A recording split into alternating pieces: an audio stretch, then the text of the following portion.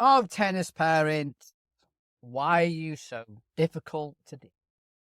Welcome, as always, to the My Tennis Coaching podcast. And a bit like last week, we are doing a video podcast. So if you listen to Spotify, you can actually watch me sit in the car and discuss all things tennis. Nothing that much exciting. But apparently video podcasts are now all the rage. So we are trying this out for the next couple of weeks. And of course, we are always streaming on YouTube as well. So, tennis parents, let's get into it. Welcome to the My Tennis Coaching Podcast, your go-to resource for all things tennis coaching.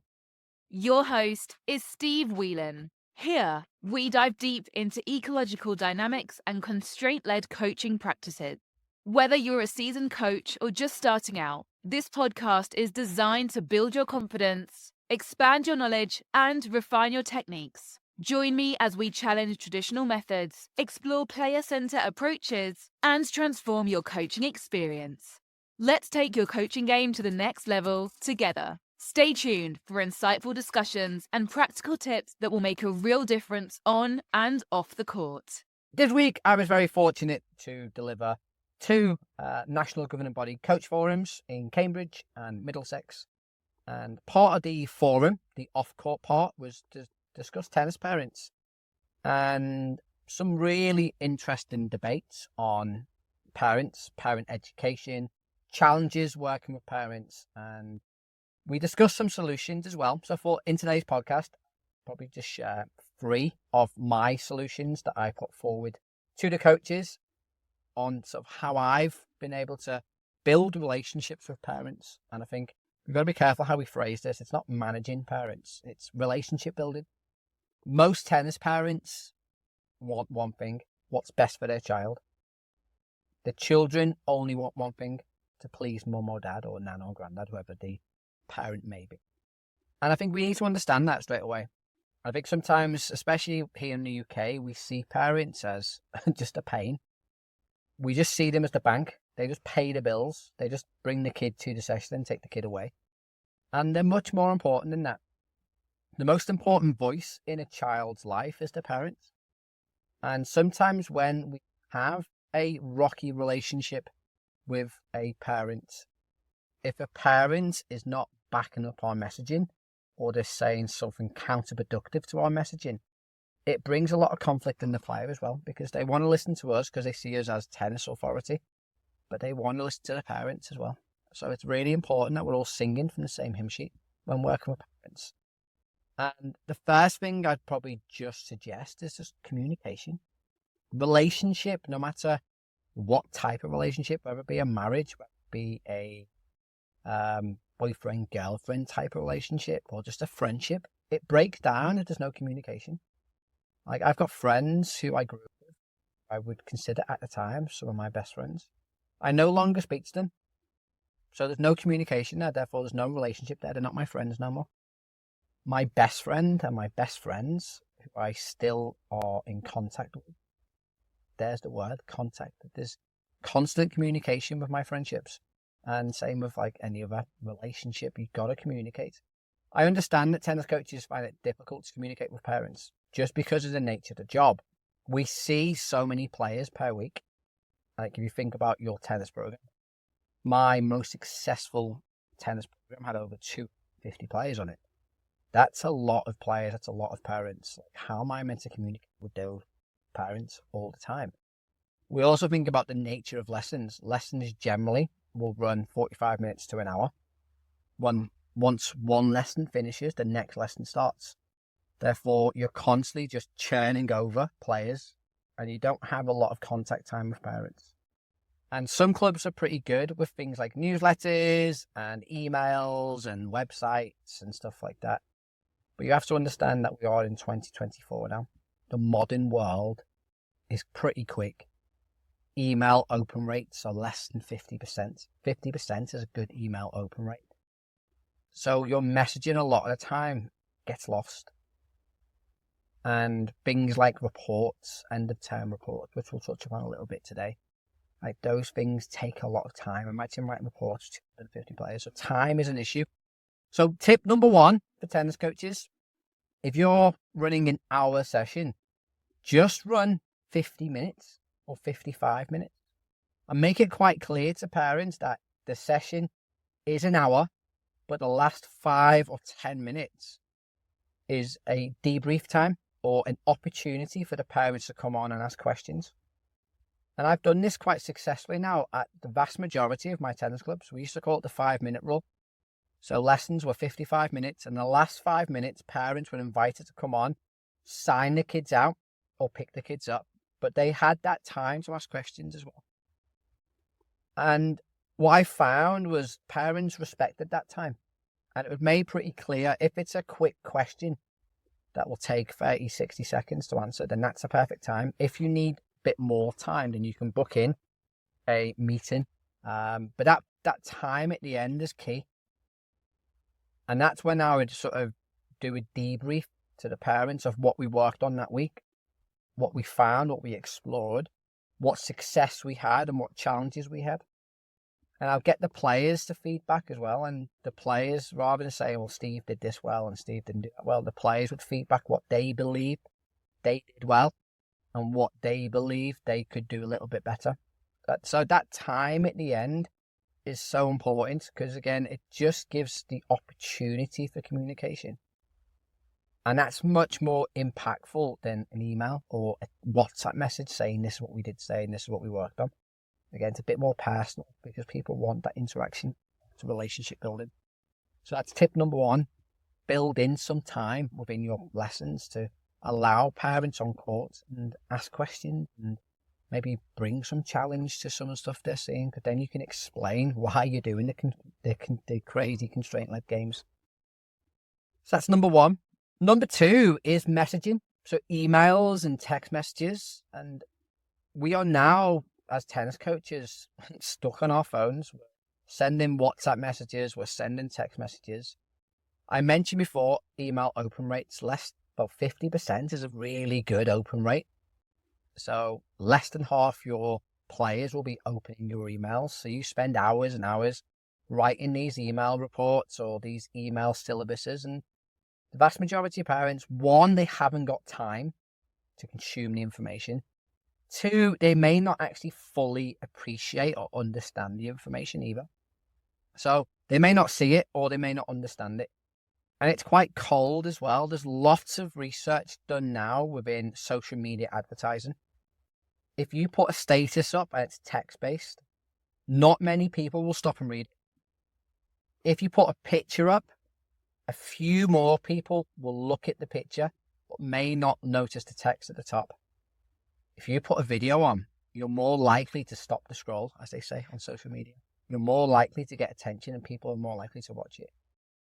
So my second tip here is use more video. A bit like what I'm doing to you now. What's stopping you recording a little video and posting it online and posting it on YouTube with a link? And you don't have to publish it publicly. You can make it unlisted and you can just send a link to your parents. And it could just be a breakdown of what you've done that time. And you may bring out some success stories, some challenges, and what the plans are going forward. What's stopping you sending a WhatsApp message? So we've all got WhatsApp community groups. Why not jump on a community group and say, hi parents, this is what we did today, and this is what we're looking at, and these are the challenges, these are the successes. People are more likely to consume that. But also for me, it brings it a much more personal aspect to it as well, because people buy into you as a person. And it's something that if you look at my tennis coaching, especially over the last 6 to 8 months, a lot more video, less posts, text-based posts, less picture posts, much more video. I release a video every single day on YouTube, Monday to Friday, because again, people will buy into you as a person, and there's a lot more trust and authority built via video than it is on a text message.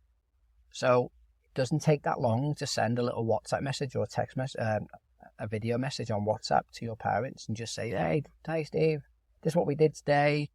Little Steve was great. He been working on problem solving when playing at the back of the court. He really found great success by moving his opponent. He found a little bit of challenge when he was in the backhand corner, but that's okay. It's a work in 30 seconds and it just has that impact. I understand that a lot of coaches are not comfortable on camera. It's taken me a long time to become very comfortable on camera. This will be a complete one shot podcast. I'm not going to edit this podcast because I'm now in a position where I can just talk to the camera quite organically. I don't have to edit it, and you won't see as many of the silly mistakes that I generally sometimes make making YouTube videos. That's a bit more. So it's a bit more natural, and that's why I like the YouTube videos as well, because it is a natural video. I don't like editing as much on YouTube. I want it to be natural. I know that hurts my engagement a little bit as well because of attention spans. I want natural sort of feedback to the players as well. So my second tip is video. Use more video within your feedback to parents. Even if you haven't got time, like there's no excuse not to just film a 30-second video, stick it out on the WhatsApp group. Third and final four is reporting. So a big common thread this was with reporting, coaching seeing the importance of reports. It allows parents to see what they've worked on. It shows progress, shows a return on investment. I completely agree. And it shows what happens next. How do they get to the next level? The downsides of reporting, time. I mentioned before, if you've got a program of 250 people, writing report is tough. And what will happen after report 5 or 6, you'll just stop going very generic because you'll get tired and you'll just put generic stuff in there just because you want to get through the reports.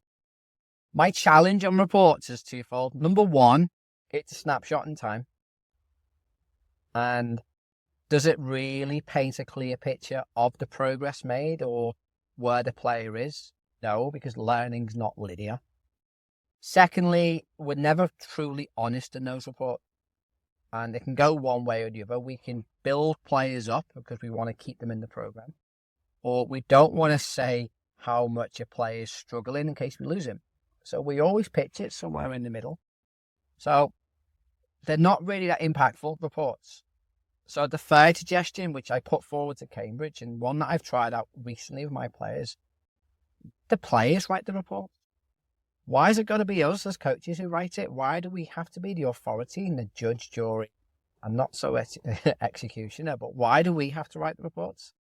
So what I suggest to the coaches in Cambridge and what I've been doing with my players recently is just at the end of the term, and I'll do it next week before half time with my players, to say, okay, can you write me a little story on the past few weeks? What have you enjoyed? Where have you found success? Where have you found challenge? And just write in a little story. It doesn't have to be that long. Just write something for me. And if players aren't comfortable of writing, draw me a picture.